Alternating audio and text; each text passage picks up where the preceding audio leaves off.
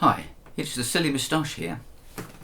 A little while ago, one of my online clients, my Zoom one-to-one clients, asked me if I could advise him of a learning schedule or a practice methodology and things like that. I didn't have an answer for him, possibly because when I was learning it was the most undisciplined, fragmented and chaotic process, and it took me 2 or 3 times longer than anybody else, I should imagine. And then I saw a similar question answered on an acoustic guitar related forum. So I'm not going to give you that process, but I'm going to give you some thoughts for learners.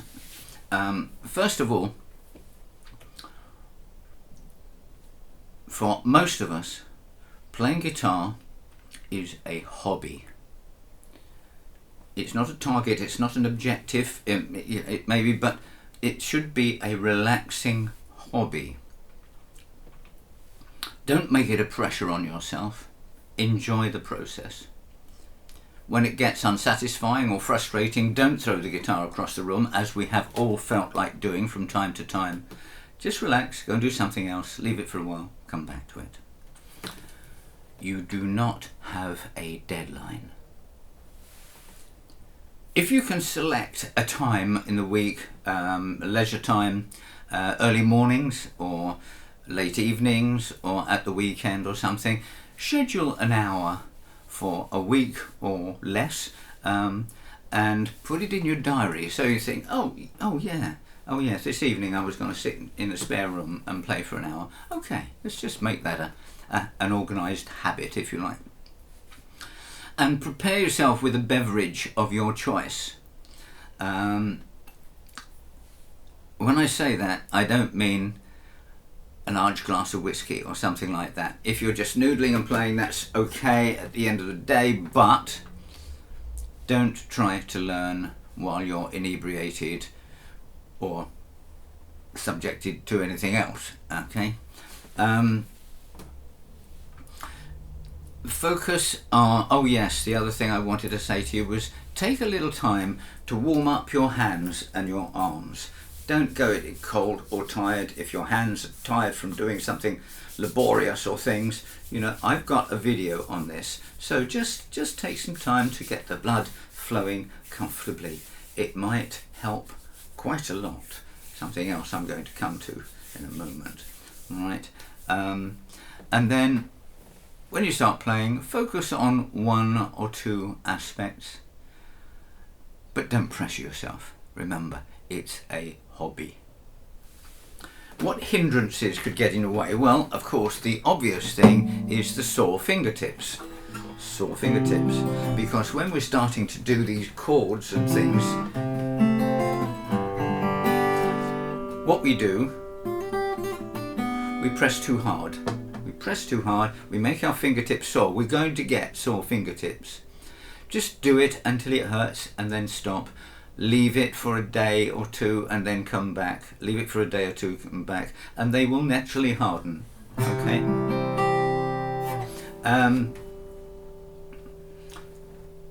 What else did I want to tell you about? Poor posture. Be surprised how many people I know, and I see on my laptop when I'm doing these Zoom one-to-one sessions, is people that don't seem to know how to be comfortable with the guitar, and that's understandable, and this is why posture is very important, and it's best to learn sooner than later. And I say, don't sit on a couch flopping back, don't sit on a chair with arms that get in the way. Sit on a simple flat chair that enables you to have if you're right-handed, your right leg parallel to the floor. No other little pedals or steps or anything like that. Just that little dent there is specially designed for that. And we're talking about steel strung, right? Not classical. I know that's a whole different discipline. And the other thing you need to secure your guitar is the inside of your elbow, just like that. Okay, and then you're all fit. Keep your back straight but not stressed. Keep your shoulders relaxed but not drooping, right? And because you might be singing as well, try and keep your body straight and keep a little bit of distance between your tummy and the back of the guitar if you can. And that will be more comfortable for you in the long run, okay? And better for your posture, standing, sitting or playing. So other distractions will happen, of course. Dogs, cats, children, wives, noisy neighbours. I've had the problems with all of them. Okay. And the other one that I've already mentioned, alcohol, or other things that might affect your sensibilities at the time. That's not really the way to learn, and it's not really the way to enjoy the guitar. Your biggest helps, well, have a guitar that is comfortable to play seated. I've seen a lot of people start to buy a dreadnought to start to learn. A dreadnought is a large performance guitar for projecting a long way, often with a combo of other loud instruments. I prefer a small body. This is an Eastman E20P, which is a size 0, a concert, and it's quite big enough for playing comfortably. I'm not saying that this is the only guitar to buy or that you have to, but think about just having a small one that is not going to stretch your shoulders or anything like that, okay? So this would be your learning guitar. It doesn't have to be expensive. The expensive ones will follow, believe me. The sound of a well-tuned guitar, just to be able to go.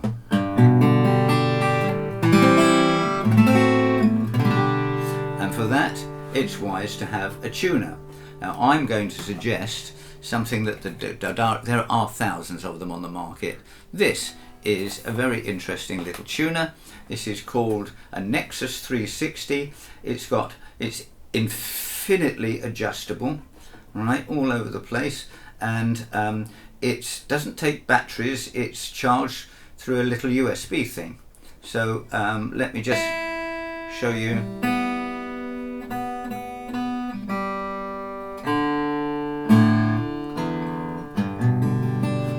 A nice little handy little thing that, you know, it's not going to take up any room or do any damage to the guitar. Right, what's the other things that you ought to have? Biggest helps. The feel of a well set up guitar. If your guitar is really uncomfortable to fret or something like that, or it buzzes or something like that, if you're buying a new guitar, I expect that the dealer should have it set up to your taste. Right, have it set up not as low as possible. I suggest 90 thou and 70 thou at 12th fret. If it's used or the seller doesn't provide that kind of service, find a tech that will just do some minor adjustments to it. Let's make it easy on our sore fingers. Okay. Other accessories. A capo. A capo is a very useful thing, and you can buy things for a couple of $100 and things like that. I recommend a Shub C1. These simple things. I've had this one, I think, since the 70s, and it has no signs of wear. It has never let me down. It's simple and they do the job. What else can I tell you? Oh, picks. Picks. By the time you have, if you're using flat picks, plectrums, whatever you want to call it, you don't have to spend $35 as I have on my particular preference. I'm not going to tell you what shape or thickness to buy, but by the time you become an accomplished player, you will have a bucket full of picks. You will decide and make your own decision on that. The other thing is a nail file. This is very important. When you start playing and you're getting sore fingertips here, it should be on those fingertips, not on the fingernails. So before you start playing or get into a habit, just trim those nails, right? And if you're going to pick, your thumbnails and fingernails here, keep them trimmed. I think most of us tend to have them a little bit longer on our fingers than normal, but not to the extent of anything that looks creepy. Okay, and so those are your accessories taken care of. A pleasing drink, again, not alcoholic, that's fine. Always have a note paper and a pen handy, so if you're learning something and something unexpected happens, oh, I did that could be fun.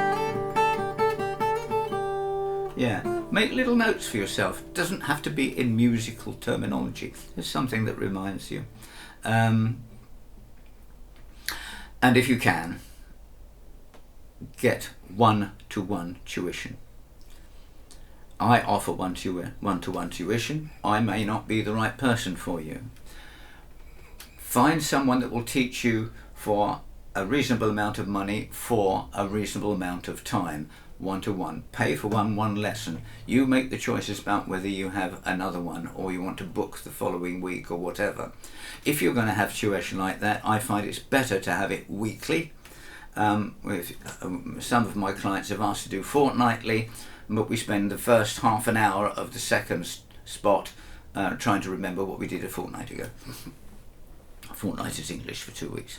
And so ask friends and things, but don't copy. Learn, pick up information wherever you can. So just other things to consider, just in do you want to learn musical notation? Do you need musical notation? No. Do you want to learn musical notation, or do you want to play guitar? Do you want to learn from tablature? Some people do, some people like it.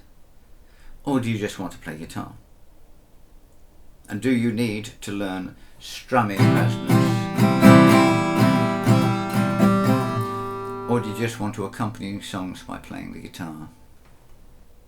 I'm going to leave it there, and I'm going to do a number 2 for this shortly. So if you have been, thanks for watching, and I hope that helps. Questions, comments underneath, yes, I will read them and I will answer them. Bye for now.